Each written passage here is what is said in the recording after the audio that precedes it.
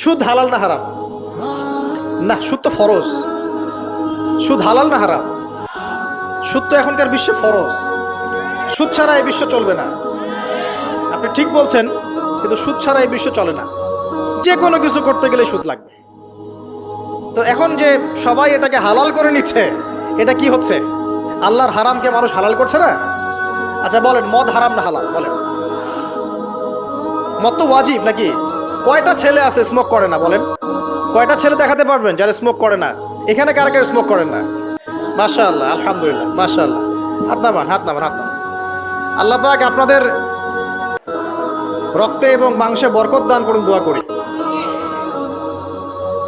যদি আপনি কোনো কমিউনিটির মধ্যে দেখাতে পারেন যে তারা মাদক থেকে দূরে আছে, তারা শুধুমাত্র ইসলামিক কমিউনিটি, অন্য কোনো কমিউনিটি না। যদি আপনি মাদক মুক্ত কোনো ক্যাম্পাস দেখাতে পারেন, সেটা হবে মাদ্রাসা। যদি পর্ন মুক্ত ক্যাম্পাস দেখাতে পারেন, দেখাতে হবে মাদ্রাসাকে। এখানে বিষয়টা হচ্ছে, যারা ইসলাম প্র্যাকটিস করে, কোরআন এবং সুন্নাহর বুঝ যাদের মধ্যে আছে, যাদের মধ্যে আল্লাহর ভয় আছে, এরা কখনো সুদ খাবে? এরা কি মদ খাইতে পারবে? পারবে না। ইনশাআল্লাহ আপনারা কি জেনা করতে পারবেন? আল্লাহ পাক আপনাদেরকে ঈমান আমলের উপর অটুট রাখুন, আমিন।